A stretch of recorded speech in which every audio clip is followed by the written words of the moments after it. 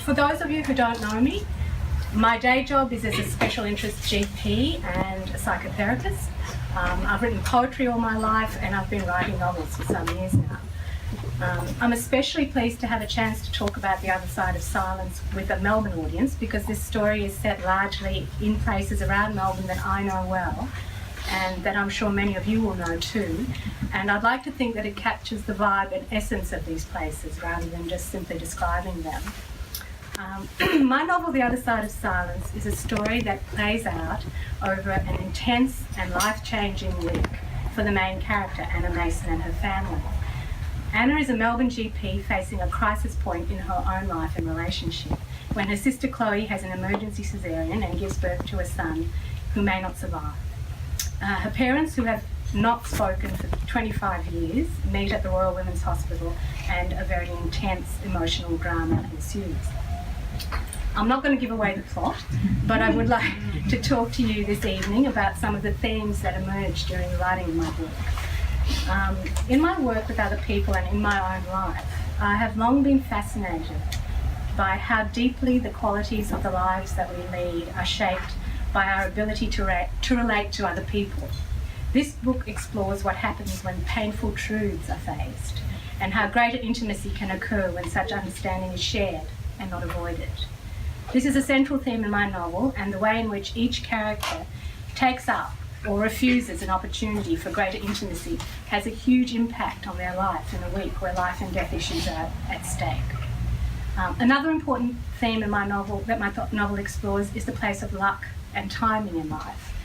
How certain windows of opportunity offer each of us the possibility of transforming the life we live, and what happens when we grasp these opportunities or shy away from them.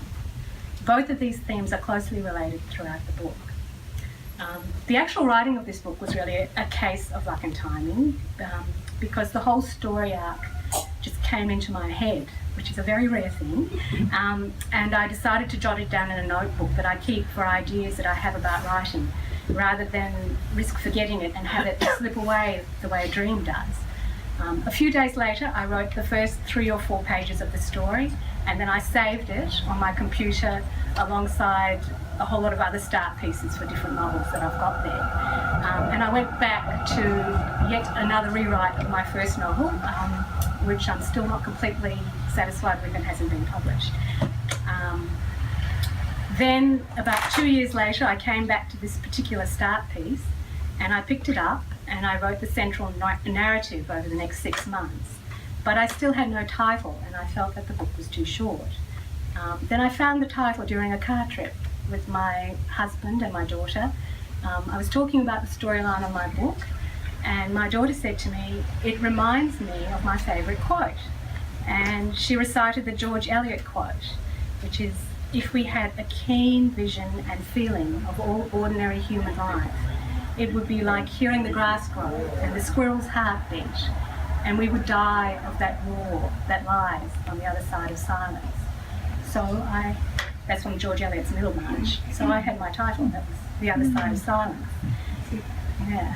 And then this title became a vital part in my completing the story, as the flashback scenes that I went on to add throughout the book represent the other side of silence. They're actually meant to give the reader a far deeper understanding of each character, of their background, and the ways in which they relate to themselves and to other people, and how these things may have come about. The title is also there in the last sentence of the book, when the main character remains silent, and the reader is aware of her thoughts and her feelings.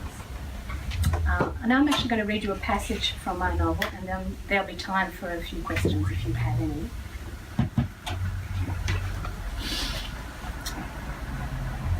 She shut the kitchen door quietly and sank onto the nearest chair by the table. Bugger him. 2 empty bottles and a half-filled glass, and spilled wine in dried rings just where she had placed her bag on the table. It was made of human pine and one of the few things that she treasured. But why would that count? Enough. She had to stop. This didn't matter. She opened her bag and reached into it for her phone. She switched it on and checked the messages, then sat staring at it. She picked it up and dialed.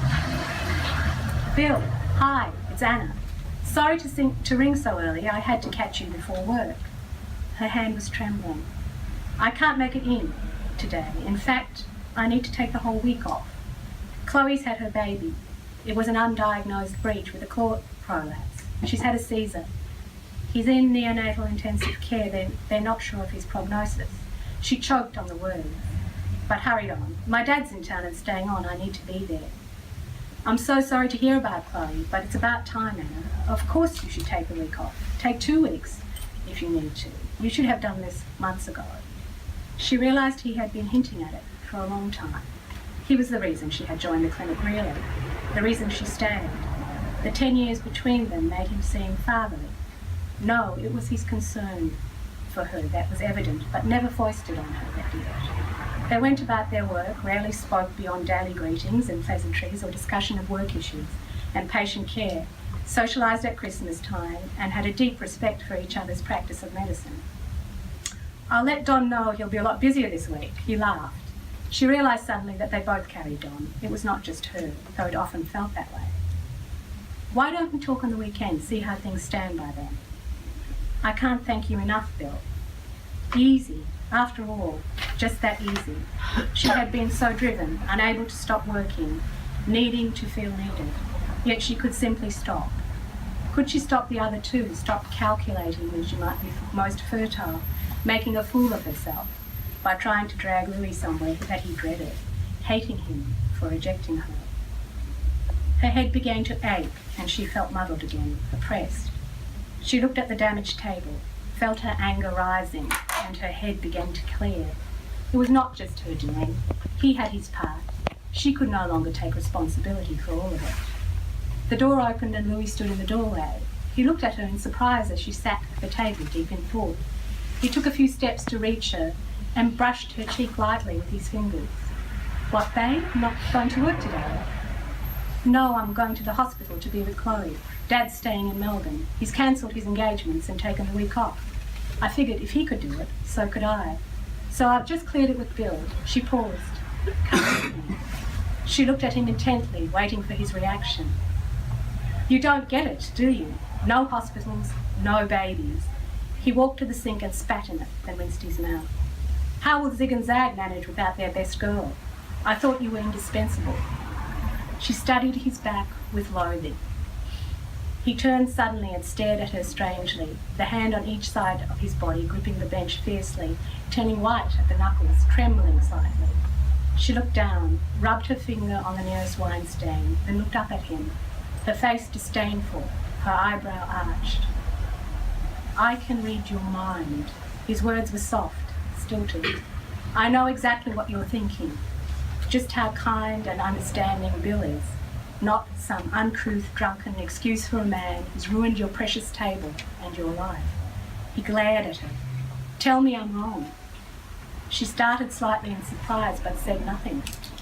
If Bill's so magnanimous and considerate, why didn't he insist you slow down, tell you to stop when it might have done some good? He was shouting.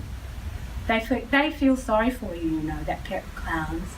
Sorry for you because you're with me, because you haven't settled for their suburban dream. He stopped, attempting to settle himself, then spoke again, his tone pleading. Do you know how it feels to be that man, Anna? I don't give a fuck what they think, but to be that man to you. Her voice was icy. What do you mean, when it could have done some good? He stared at her and faltered for a moment. Averting his eyes, she felt her stomach gripping, a pit of nausea and pain. She stood abruptly. You know what? I don't care. I can't do this right now. There's too much at stake. Chloe had a boy, Daniel. She drove the words at him, wanted them to hurt. He had to hear. He was not going to avoid it all this time. They don't know if you'll live or be okay. I need to get to that hospital. There's nothing at stake for you there, honey. That's Chloe's baby, not yours.